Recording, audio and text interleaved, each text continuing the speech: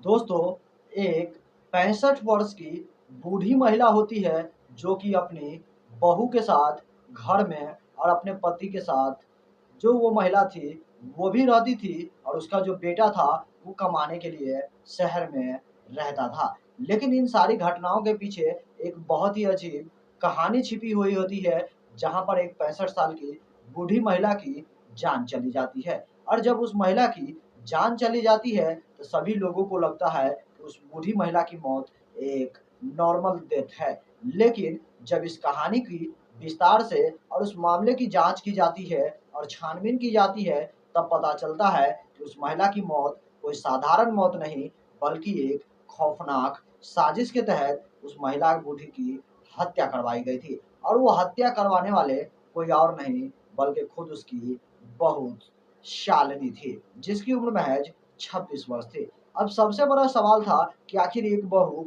अपने ही सास की जान क्यों ले ली? आखिर इसके पीछे का कारण क्या है? जब आप जानेंगे तो आपके भी होश उड़ जाएँगे। तो वीडियो के अंत तक बने रहिए और अगर आपको हमारी ये वीडियो पसंद आती है तो वीडियो को एक लाइक और चैनल को सब्सक्राइब ज़रूर कर लीजिएगा।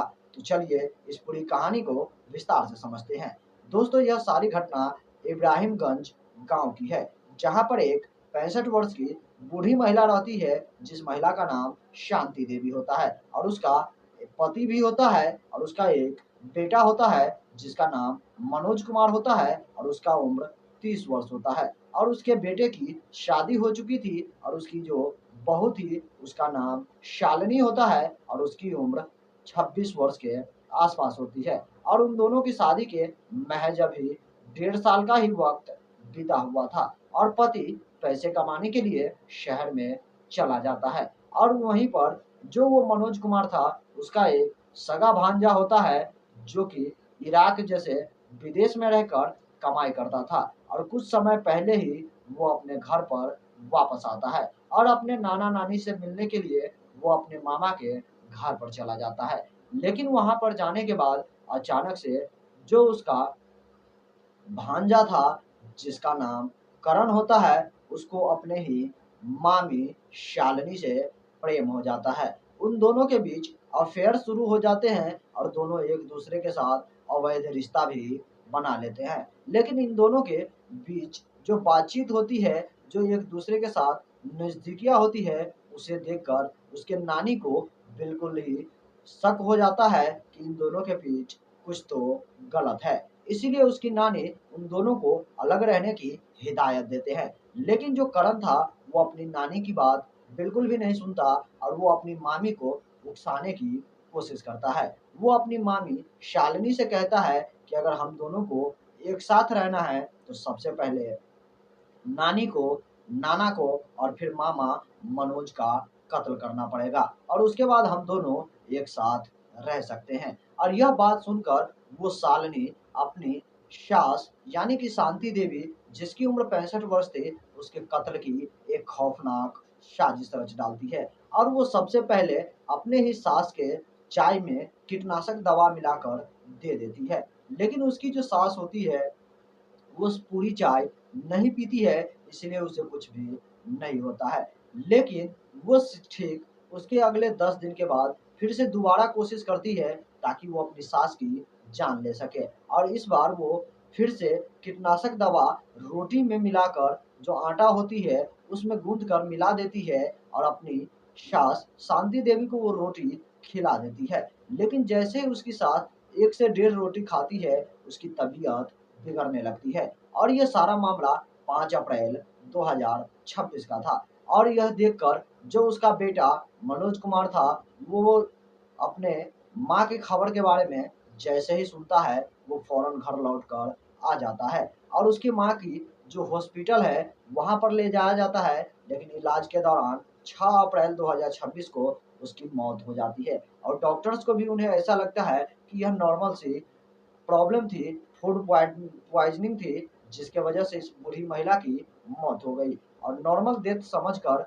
साधारण मौत समझकर उस बूढ़ी महिला का जो है शव को ले जाकर उसके बेटा दफ़न कर देते हैं। लेकिन वो जो रोटी थी, जिस रोटी खाने की वजह से उसकी माँ की मौत हो गई, उस रोटी के बारे में जब वो अपनी पत्नी शालिनी से पूछताछ करती है, तब उसकी पत्नी इधर-उधर की बातें करने लगती है और लगातार जवाबें बदलती रहती है। जिसके बाद उसके बेटे मनोज को अपने ही पत्नी के ऊपर शक होने लगता है और वो लगातार पुलिस की धमकी देने लगता है और वो अपनी पत्नी से सच्चाई उगलवाने की कोशिश करता है और आखिरकार मनोज अपनी पत्नी से सच्चाई उगलवाने में कामयाब हो जाता है। तब उसकी पत्नी जो शालिनी थी वो बताती है कि हाँ, मैंने ही अपनी सास शांति देवी का कत्ल किया है, वो भी उसकी खाने में कीटनाशक मिलाकर, जिसके वजह से उसकी सास की जान चली गई है। और इस सारी घटना के बारे में वो पूरे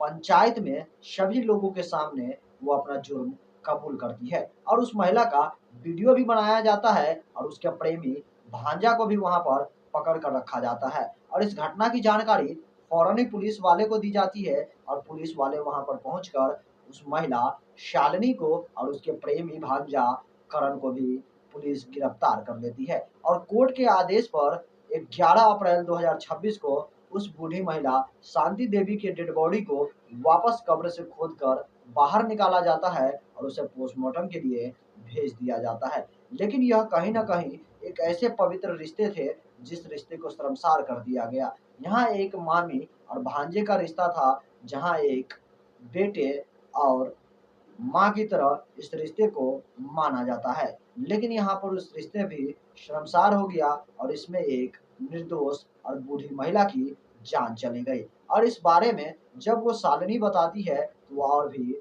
हैरान कर देने वाली थी। वो बताती है पुलिस वाले से कि वो अपनी सास के कत्ल करने के बाद अगला निशाना उसका पति था। यानी कि वो महिला अपने पति की भी जान लेने वाले थे। लेकिन उसके बेटे की सूझबूझ ने कहीं न कहीं कई लोगों की जान बचा ली है। बाकी दोस्तों, इस अजीबो-गरीब घटना और इस कहानी को सुनकर आप लोगों को क्या लगता है, हमें कमेंट में कमेंट करके ज़रूर बताइएगा। बाकी दोस्तों, इस वीडियो से मैं विदा लूँगा और फिर मैं मिलूँगा आपसे अगला एक नई एपिसोड में, एक नई कहानी के साथ।